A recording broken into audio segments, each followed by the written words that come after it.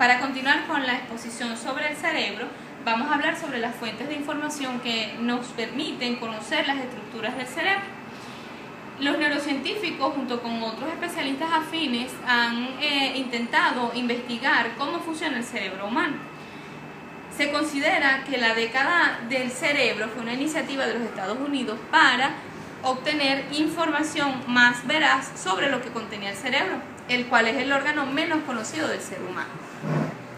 Existen diversos métodos experimentales sobre los componentes celulares del cerebro. Entre ellos tenemos la tomografía computarizada del cerebro, que puede desde la base del cráneo hasta la coronilla darnos una idea de cómo están en funcionamiento el cerebro, y se puede utilizar un contraste venoso para enfocarlo mejor.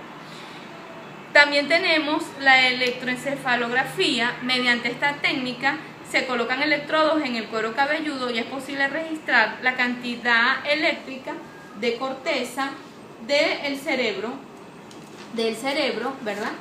En donde esto nos permite tener mucha información sobre los cambios de masa en la población de la actividad simpática de la corteza cerebral.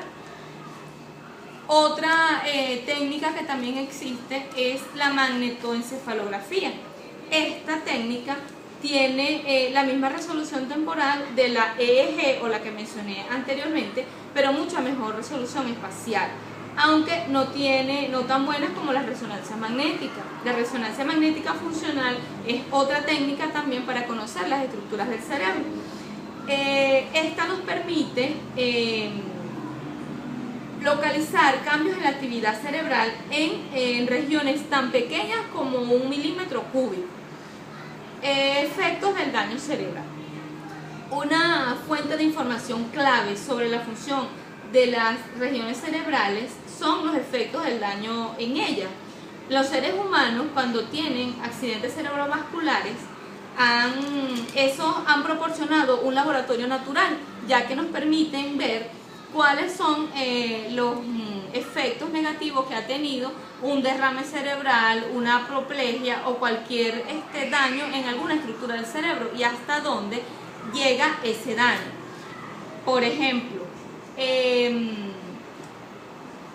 cuando la mayoría de sus resultados, ¿verdad?, ocurren por un coágulo de sangre alojado en el cerebro y que bloquea el suministro de sangre local, causa daños y destrucción a tejido cerebral cercano. ¿Dónde ocurre el lenguaje en el cerebro? Tenemos dos áreas bien diferenciadas. Tenemos el área motora de Broca, que es esta que podemos ver acá, y tenemos el área sensorial de Wernicke, que es esta que podemos ver acá.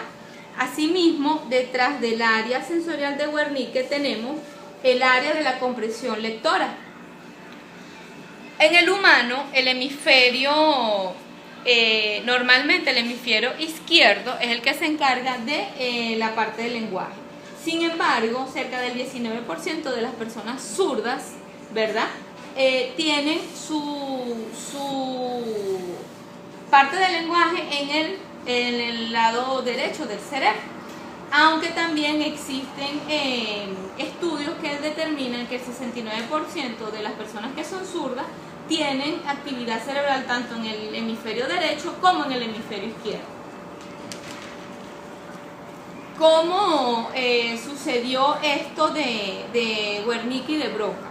Broca fue un científico llamado Paul Broca, quien descubrió esta área cuando estaba estudiando pacientes con afasia, que es un trastorno del lenguaje.